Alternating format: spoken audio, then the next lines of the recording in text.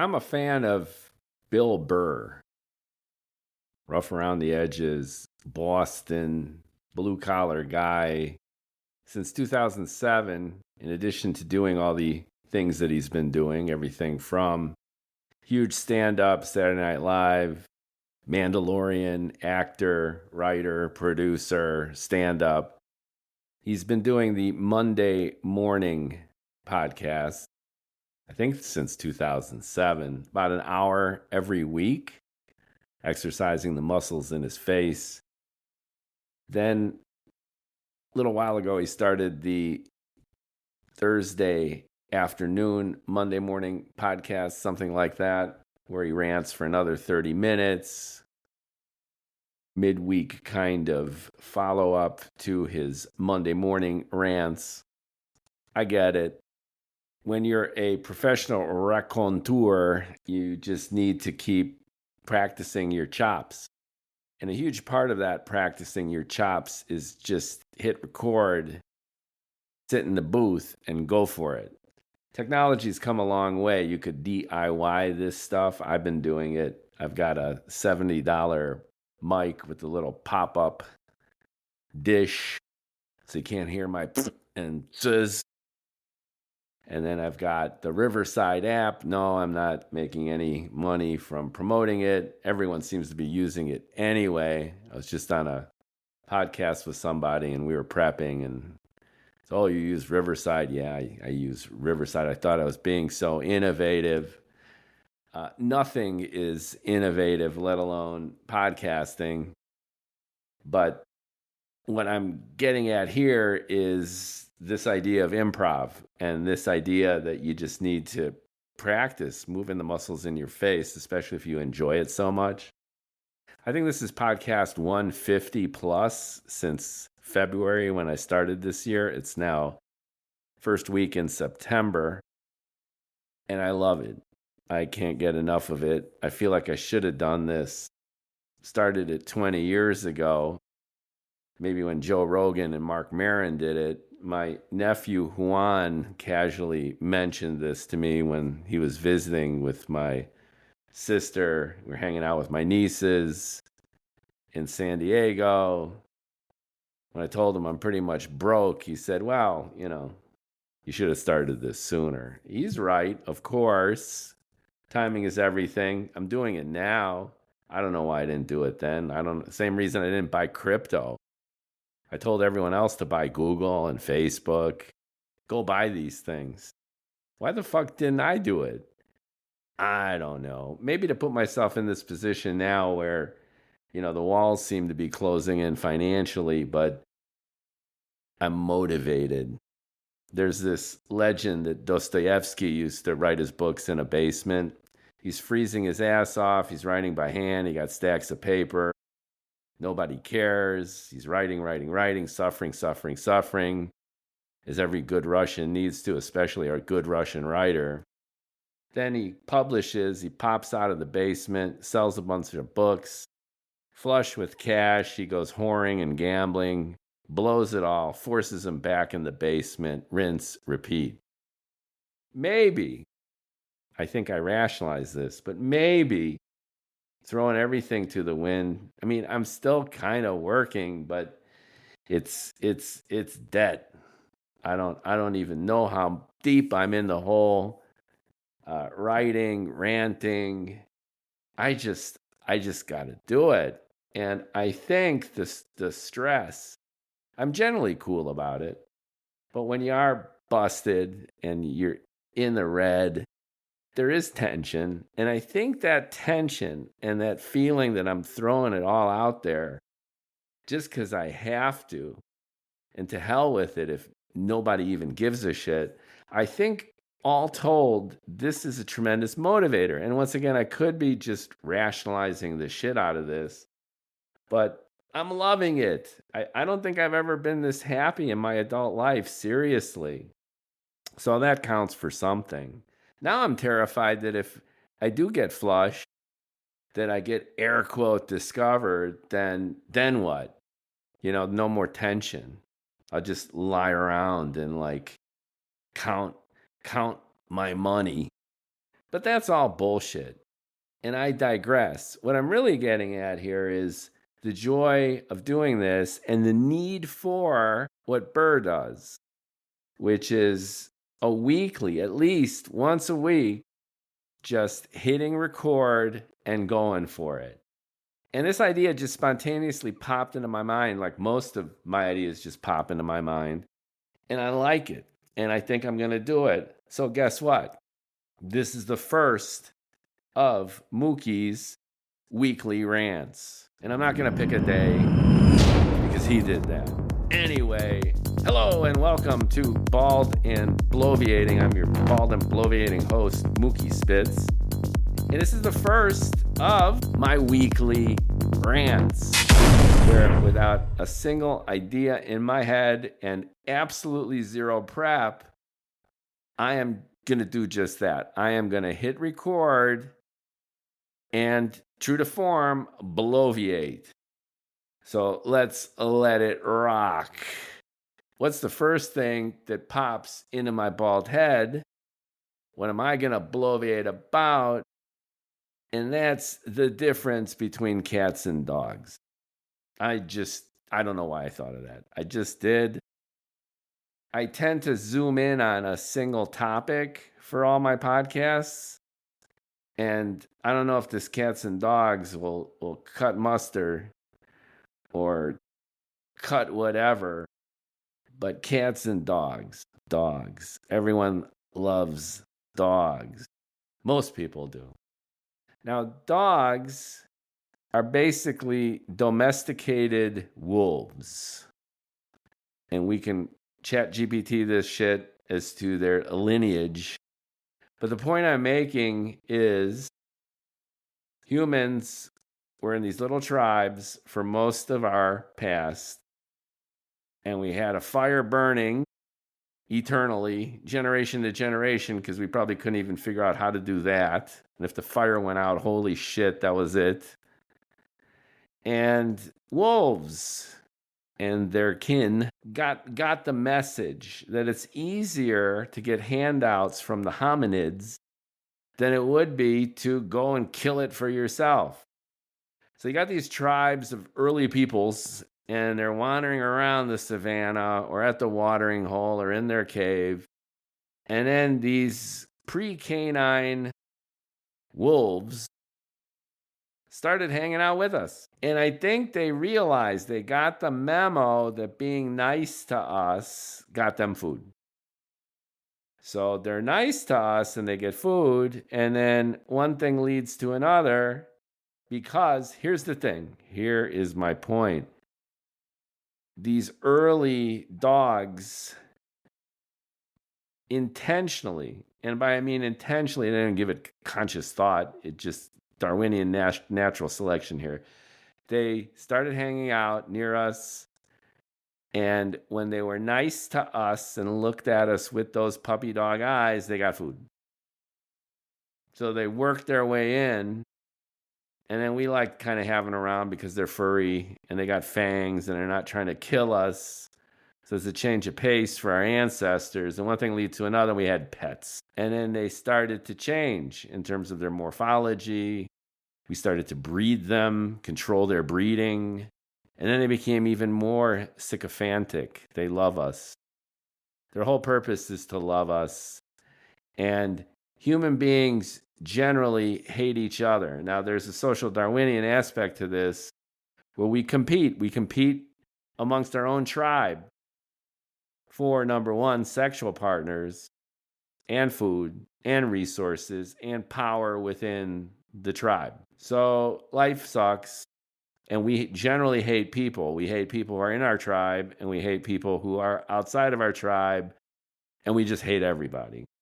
So it's nice to have this furry thing that's usually trying to kill us, like snuggle up, and then we pet them, and then they hang out, and then we've got dogs.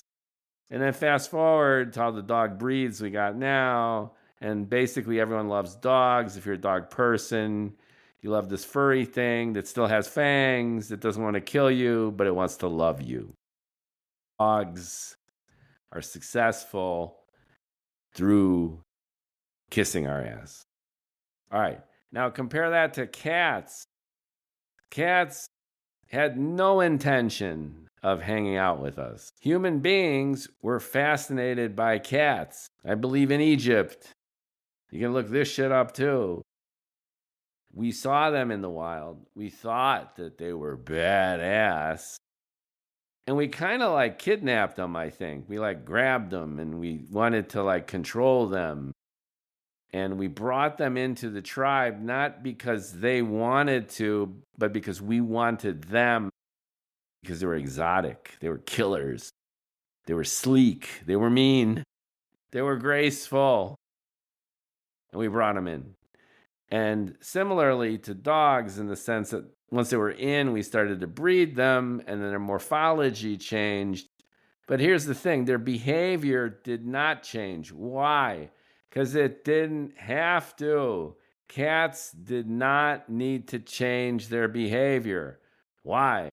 Because cat people like them as they are. They're sleek, they're exotic, they're mean, they're savages. Cats are assholes. They don't give a shit about us. A cat will rub against your leg and purr. And then 3 seconds later, a cat will rub up against the leg of a chair and express the same feelings for that chair as you. That's because the cat does not give a shit about you. They do not care. I used to have cats. When I was single, before I had the whole catastrophe that was my accidental family, I had 3 cats. And they figure in my novella, Greg's Gift. And I want to write about them some more. Now that I'm talking about them, I write about them some more. Yeah, I'll be that freak who writes about his fucking cats when he was single. I had a white, sleek cat. Beautiful, beautiful specimen. Zippy the cat. Snow white, blue eyes. Totally gay cat. It was gay in the sense that it was this pure narcissist, like Liberace, who used to watch himself play piano in a mirror.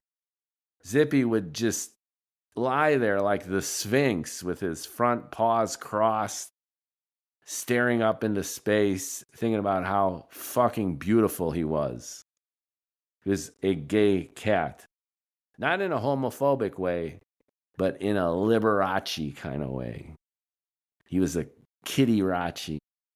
And then I had a cat called Flippy. It was a black cat, long-haired, completely fucked up, was a stray. I don't remember how I got this cat. Broken tail, the sweetest cat in the world. This cat was beautiful, was lovely, actually had feelings, was an empathetic cat, clearly a unicorn cat. And then I had little bitch, who was this tabby, who was exactly that. The runt of some runt's litter, and was just a bitch. Didn't give a shit about anything, was all skittish, the kind of cat that hid under the couch, would come up to eat, look at you, and then, leave, disappear. And it was a very symbiotic relationship. So why the fuck am I talking about all this? So I'm speaking from experience is my point, at least as a cat owner.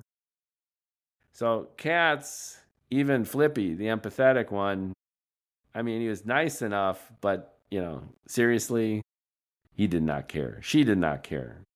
Gender didn't even matter. They just don't care. Anyway, dogs are bred to love us. So that might beg the question of whether they do or don't. Now, you could say that the difference that makes no difference is no difference, but I really think that, they're bred to like us, so we give them food. It's an opportunistic kind of love that you could say that that's transformed into a genuine, unconditional love of dog to you. But fuck that. They do it because they've been bred that way. And then cats never even got that far. Cats just don't give a shit and never will. And there are cat people who like that, and there are other people who hate cats for that very reason. Now, there's less there's a smaller population of people who hate dogs because you feel that that's self-defeating. Like, why would you hate a dog if they actually give a shit about you? But you could be cynical, like I'm being cynical. Like the dog doesn't really give a shit either. So what's my point? My point, even though I'm just talking out of my ass and riffing, is that dogs were bred to love us. So it's not really coming from the dog heart. And cats never gave a shit in the first place. And people are pretty much the same way. Maybe that's why we relate to dogs and cats and have these pets, because they're really furry versions of ourselves. People just suck.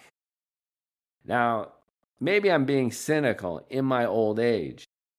Maybe I'm being cynical because I feel I'm not sufficiently respected. Or as I was yabbering earlier, it's hard for me to make a living ranting. So I'm feeling pity or self-loathing and I'm projecting. I don't think so, because I would be doing this shit anyway. And here's the other thing about very few people paying attention to these rants. A great aspect of it is I might get minimal feedback, but I don't get that much criticism. Like I go on TikTok and I do a reel and it might get 1,000 views. And most of the comments are, you've got yellow teeth and you're a clown. So with my podcasts, I hardly get any feedback, let alone monetization, but at least I don't get that. And that gives me some space. And most significantly, I tend to be introverted in this artistic way where I just genuinely just don't care. So if you're listening to this and you're wondering like why you should care because I don't care, that's not the point either. The point is that now I am ranting in my delicate old age here, having reached the conclusion that most people suck. And this might be self-evident, especially to people who do suck, and defining in a way that's been implicit and didn't even have to get taught. Like I was talking to my kid the other day about school being so useless because they don't really teach you much of anything. And a big chunk of very important knowledge and experience that schools never teach you at all is the implicit shittiness of other people. And by this, I mean, you go into a job and the games are instantaneous and the power hierarchy is manifest. And there are rules to power that, again, they never teach you. And either you learn them or you suffer from them. And even if you learn them, that doesn't mean you're necessarily going to be adept at them. And if you maintain this Pollyanna vision of people, like I think I have, which is you assume the best of folks. And then when they finally disappoint you, then you get mad. And then you come across as an asshole, passive-aggressive jerk, because in a sense, that's what you are, because you should have smelled the coffee a lot sooner. And the hopefulness that you've had that this relationship, that this friendship, that this business partnership could have been more fruitful than it has been, that delusion in your fucking head, is largely and likely a consequence of you being a chicken shit coward. You fear confrontation. You don't want to stir things up. And you're an avoidant kind of personality where instead of dealing with issues as they occur, you brush them under the rug because you just don't want to be either inconvenienced or you don't have the balls to deal with it.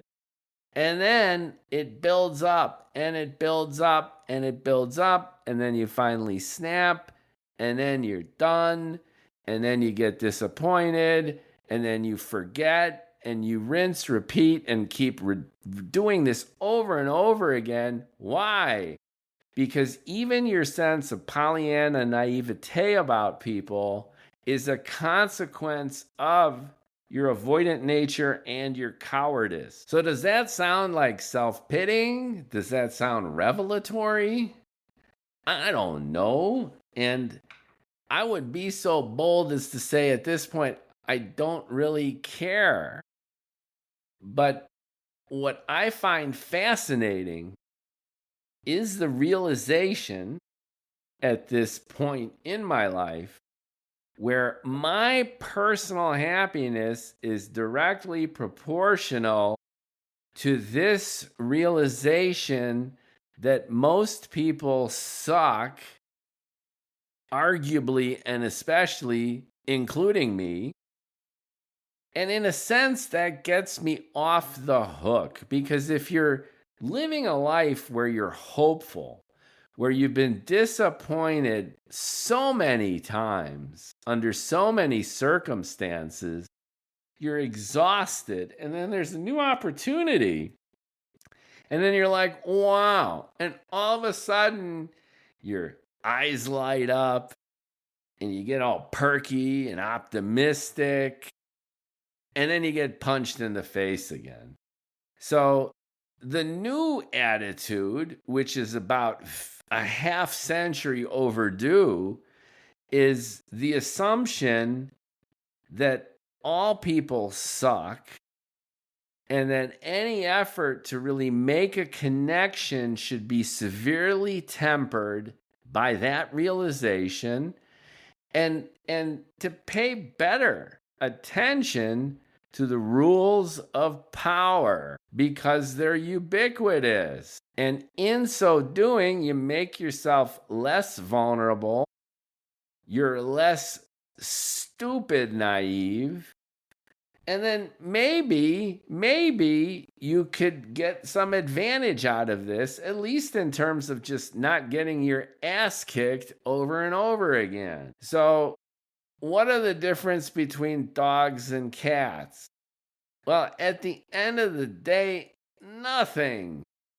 Because they're both opportunists. And the one gains personal advantage by kissing ass, and the other gains personal advantage by kicking it. And people are no different. So if I make a vow to myself, sitting here ranting, then it's to take a more realistic attitude about people and living and life.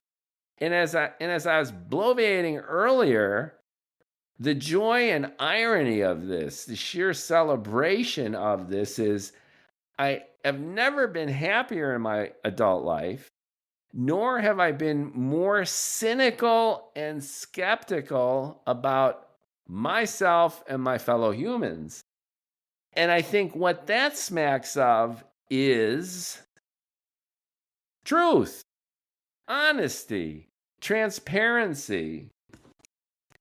What extent of your own life, and by you I'm saying rhetorical you, but give it a shot.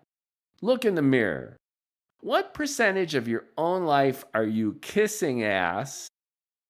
And what percent are you kicking ass? To whom are you a dog, showing that unconditional love?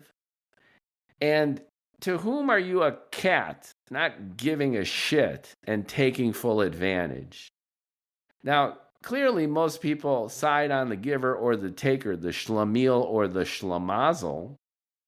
But as an ancillary to this mirror exercise, ask yourself, how much of your life is a lie? And it's a lie in the sense of it being misaligned with what you at least think you should be doing and feel in your heart you've been destined to do based on your personality. And if you're honest about this, the answer would probably shock you.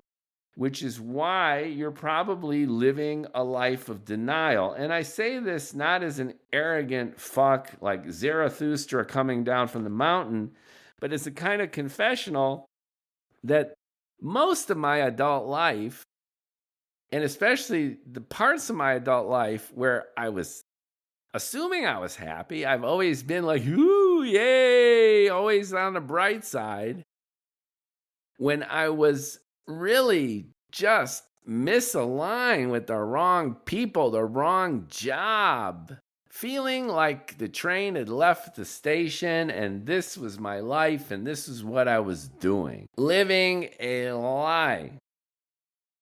Puppy, dog, cat, you're a pet of somebody else. You're living in somebody else's house, begging for scraps either way. And at this point in my life, after spawning 2 kids, adopting a third, doing what I felt I had to do, doing what I wanted to do because I felt I had to do it, doing it well enough, pretty well, so that I look back with no regrets and with a certain measure of pride that not only did I do it, but I did it well enough for me to consider that I did it well enough.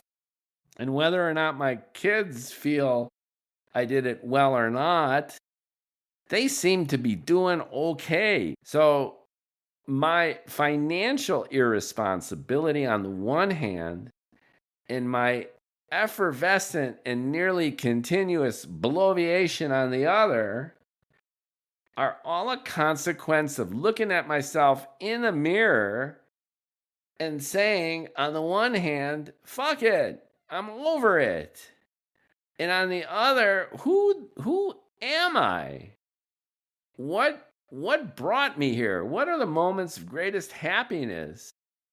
And the instant conclusion is expressed by the stuff that I do after I go through this exercise and simply start doing the stuff, which is bullshitting and bloviating as much as I can each and every day. It's my salve, it's my therapy, it's who I am.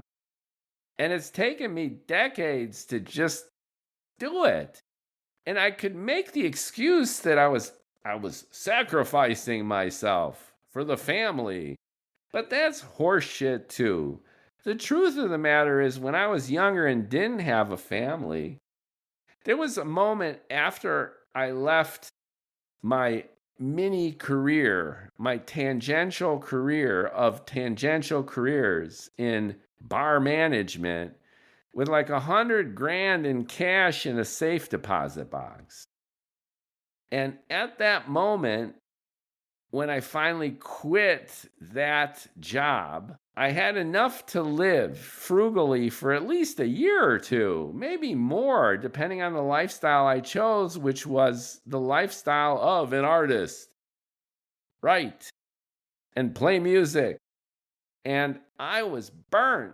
I needed a few months just to detox. And then after I detoxed, I had nothing to write about. I had nothing to say. I was burnt out. And I think I was burnt out because I hadn't done what I needed to do, and I was still lacking in the experience engendered by growing the fuck up and having meaningful things to bloviate about. When you're stubborn and you paint yourself into a childish corner, then all you're doing after a while is smelling your own farts. And I was honest enough with myself to realize that this cannot be solved by sheer will alone. Maybe I had it too easy. By any stretch, it was a rough ride, but when you're avoiding adulthood and air quote real responsibilities, in a sense, you're just a lazy fuck. And you're also a chicken shit coward. So when I accidentally, on Valentine's Day of 2002, knocked up this cute Korean chick, I remember walking up the street thinking to myself that my time had come. Keep the kid. Go for it. Not that everything happens for a reason, namely that she got knocked up, but the reason was clear, and the reason was twofold. The first is that I was a chicken shit coward and a lazy fuck and avoidant to the core, and in a sense had taken the easy way out by rationalizing all of these reasons that people sucked, for full disclosure and closure here, and nothing was meaningful except my art. And at the same time, not really taking on the responsibility of anyone or anything outside myself. And I've since come to know and even have relationships with a lot of people who have always been single like I was single. And I'm not saying that you need to spawn in order to really grow up, but I've seen this tendency and this personality type and this kind of closed loop over and over again of people who are so self-absorbed they don't even realize it. And I was in that state. Retrospectively, I can see that and I understand that.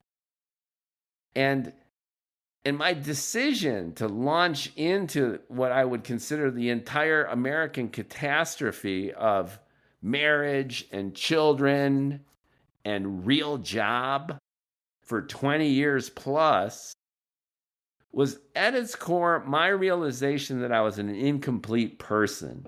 And because I was an incomplete person, there was no way that I could realize my real purpose, which was to be a writer and a bullshitter and a ranter like I am now. I wanted it bad, but the universe was telling me to go fuck myself. And the universe, as the universe always is, was right. It's not like everything happens for a reason, and the reason was that I had to have kids and do all this. It's just that I was incomplete.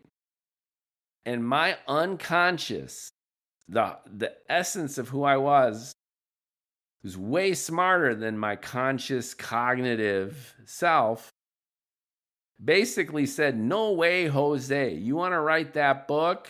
You want to be that author? You want to realize your purpose? You're not ready. You're not ready because you're a chicken shit. Because you've been taking the easy way out, and because you're an asshole. So boom, here I am, happier than I've ever been, busted, like broke, like in debt. Yeah, I'm still working, but I had taken on a lifestyle and a standard of living thanks to this persona of family man and corporate person for years, that when I flipped, even without knowing it, flipping back into my introverted ass artistic bloviating self, I didn't even quite realize it. And my credit has been okay. So I've been living off that on reputation alone. And I've been working, but I haven't been working enough to, drumroll please, maintain the bullshit lifestyle that I had created ostensibly to build and support this family. And the timing is, of course, perfect because it's no accident. My two sons and my adopted niece of a daughter are now essentially grown up. So did I pay my debt to nature due? Did I do my daddy duties? I don't know. I guess I did. But the point is, I didn't feel ready then when I had $100,000 in cash in a safe deposit box. But I do not only feel ready, not only am I ready, but I've been gunning it with $100,000 in debt. It's symmetry. And like Dostoevsky in the basement, I'm still in the fucking basement. And I'm writing. And I wrote the book I always wanted to write. This astounds me as I sit here. I did it. And I had a friend who asked me, now that you did the book and it's been built up so much, and especially this May, for about, I think from like the end of April 2025, the last week or so in April until the first week or so in June, so about 6 weeks, no exaggeration, it was full and complete immersion. 18 hours a day. And that's working, like sitting on my ass, writing and editing, leaving 6 hours for everything else for 6 weeks, at least 6 weeks, because I was right at the finish line and I knew I had it and I couldn't do anything else.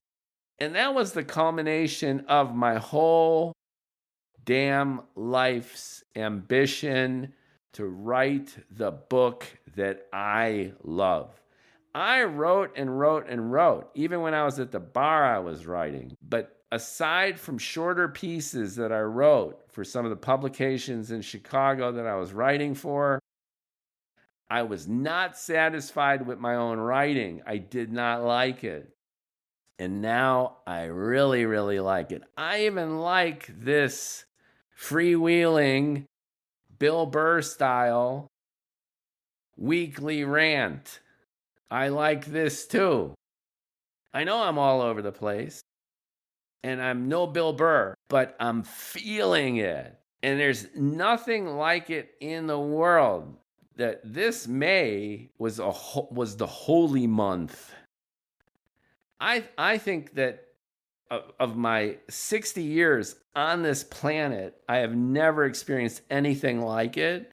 And it's the most beautiful, glorious experience of my entire life. I don't think I've had a more difficult 6 weeks, but I haven't had a more beautiful one. And the output, the final output, like a year of writing that book with that 11th hour sprint to do it the way I wanted to do it. I saw it. I never had an instant's hesitation. I saw it and I knew exactly what I wanted to do. Every time I sat at the keyboard staring at that screen, there wasn't a moment's hesitation. And I've had near breakdowns, especially later in my career, working on even remedial presentation or analyses where I just couldn't fucking do it. And I couldn't do it because I was over it. But I wasn't over this. I was just beginning. Boom! What a feeling to know exactly what you need to do. And the only thing holding you back is sheer exhaustion. That is unbelievable. Wow. It happened. I did it. And looking back, there were moments of this kind of manic productivity, especially before I spawned the family and then went tangential, when the wave function of my life collapsed and I found myself from happily chronic single guy to married with kids and job. There were sprints then too. Like I wrote this short story for a reading, posted on Medium. I've got a podcast where I read it, a quickie at the end of the world. That was like a 2-day sprint of this form. And there were other moments when I've had this, but I've never had it that long. I've never had it that immersive. And the output has never been that glorious, which is the novel I always wanted to write. And again, going back to my friend, which is, how do you feel after you did it? Are you Are you now depressed? A lot of people go through a horrible depression after they do the most amazing thing they ever wanted to do, and then they do it. Like the astronauts, like Neil Armstrong, especially Buzz Aldrin. They had trouble with alcohol and drugs. Neil Armstrong was 32 years old when he set foot on the moon. And then he came back. The whole fucking deal was what? Like 5-6 days of his life. From launch to splashdown. How do you top that? So the natural question is like, you finally wrote the novel of your dreams. Are you depressed? And I'm like, no. I want more of it. I can't wait to do this again. Maybe I'll be a little bit healthier this time. Like I'll try to exercise and I won't eat garbage because I'm like going through the cupboards and eating pork and beans from like 2019 because I don't even have time or energy to go grocery shopping. And my friend Sean, who was the only one I think who gave a shit, literally brought me groceries.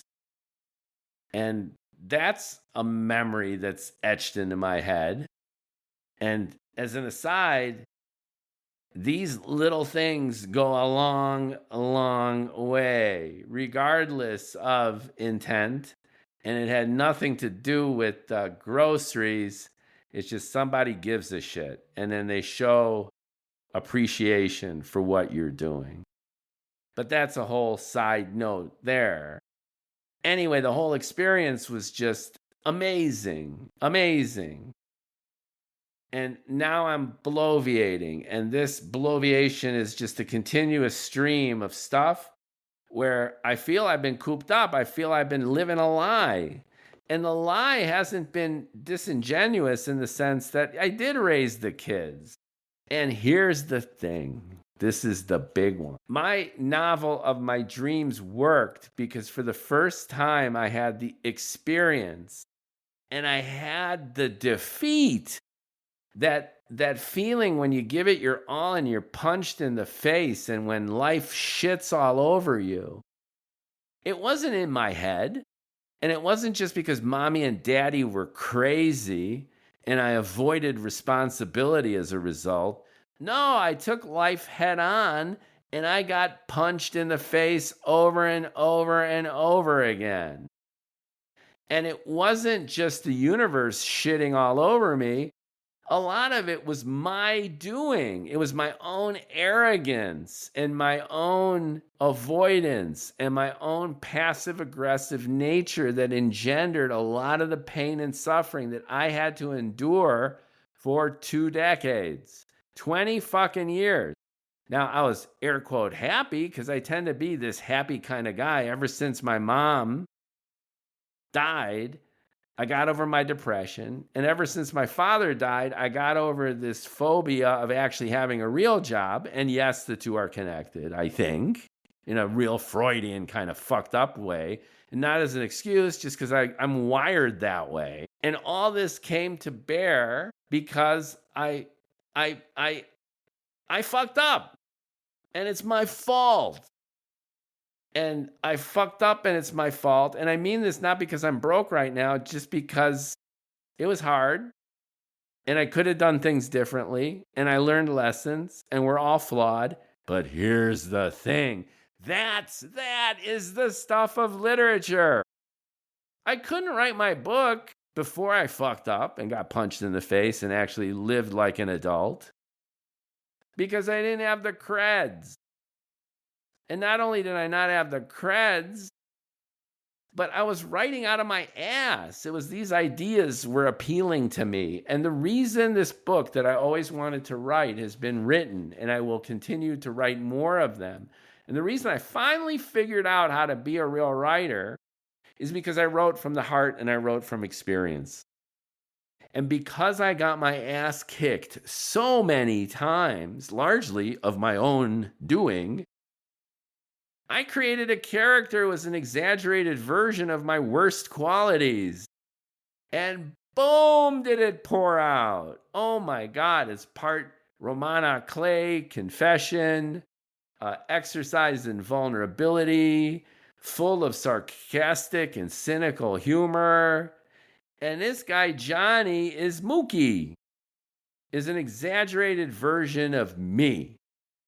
And I write with pride and joy because, in a sense, it absolves me of all of my fuck ups. It's an absolution because this is what I always wanted to do. The irony is gorgeous. I felt I had to be a perfect person in order to write a perfect book. And I think I finally wrote the most awesome book because really I'm such a fuck up. And I know people are worse. And as I write in the book, Johnny is a narcissist and he's an idiot, but he's not a sociopath. And I don't think I'm one either. I've spent 20 minutes hating on everybody and I believe it, but I still have this Pollyanna feeling about people and life. And it's that little spark inside that drives this whole catastrophe forward. And that's why the book is so fucking good. And that's why I know it's good. Because it's written by a flawed person. And the flaw is what makes it so honest and terrific. That's the stuff of literature. And even when I indulge my intellectual side, my fascination with math and science and what the universe is really like, it's beautiful because the universe itself is twisted and is circus. And there's an inherent logic even to our own stupidity. And that makes the world go round. That fuels the fire of the universe. In the second book, it's not even in the first, but I've already written parts of this. There's the question of why people are so irrational and stupid. And to the point of this rant, why they're so shitty. Why do people suck so bad? We could make this world such a great place. We have the multiverse before us of infinite possibility, and we choose to live lives like this. And we've chosen to create a world like the one we live in. Why? Well, a black hole is amazing. We don't even know what the fuck it really is. But when we look with our instruments out into the universe, and now the instruments are getting better, we're looking deeper and deeper into the distance and into the past. And the better our instruments get, the more gorgeous it is out there. It's just so amazing. And there's complexity at every level of existence that we've been able to measure.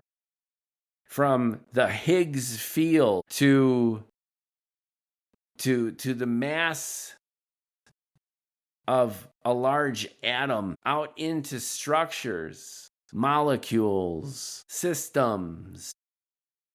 At every level that we're able to measure, we've found complexity.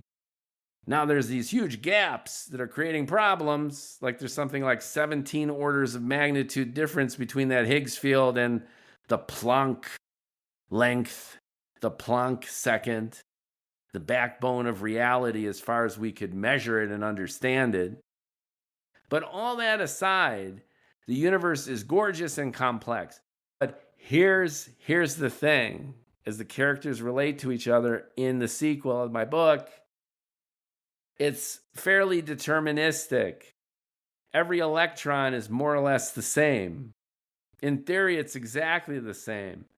Black holes are amazing. We don't even know what the fuck's going on. And if we could just observe the complexity, it'd be like, wow, we don't even understand the complexity of our own sun. Wow, it's all wow. It's complex, it's gorgeous. But it's fairly deterministic. Human beings, because we're so shitty and so irrational, we're interesting. We're really, really interesting. And that's why literature, when it's done well, a movie, when it's done well, has the quantum probability built into it, the unpredictable surprise, the organic drama. And human beings are so shitty at the core. We're so selfish. That gives us this drive, this energy. And we're so irrational and stupid, which keeps the drama effervescent, ridiculous, self-destructive, but very, very interesting. This I learned the hard way. And this I'm finally applying to what I've always wanted to do, which is to write that great book. So back full circle, am I a dog or a cat?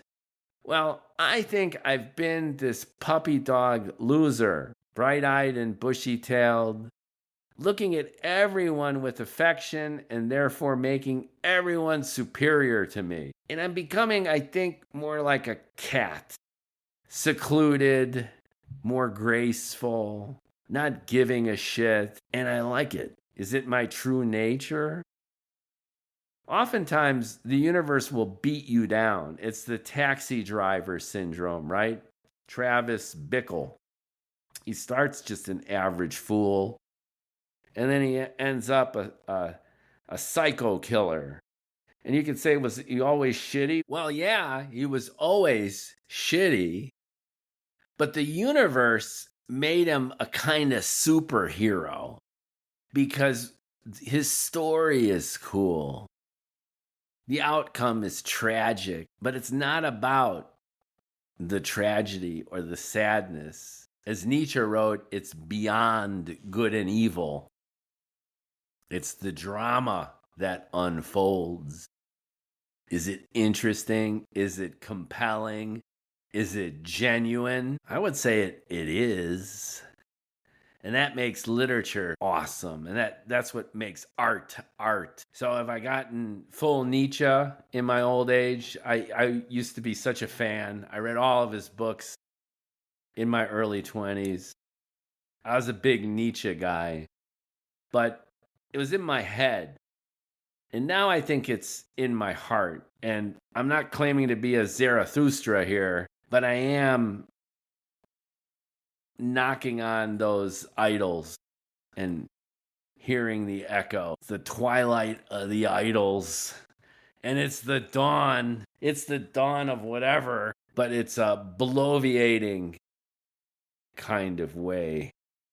And it just makes me so happy. And if there's any purpose to life, regardless what your purpose is, you want to golf, you want to play ping pong, you want to journey around the world, you want to find your true love, you want to drink yourself to death in Las Vegas, whatever the hell you want to do, just do it with a smile on your face and with the conviction that that's who you are and there's nothing better.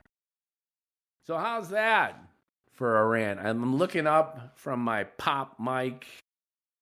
It's like 55 minutes, and I feel like it was 5.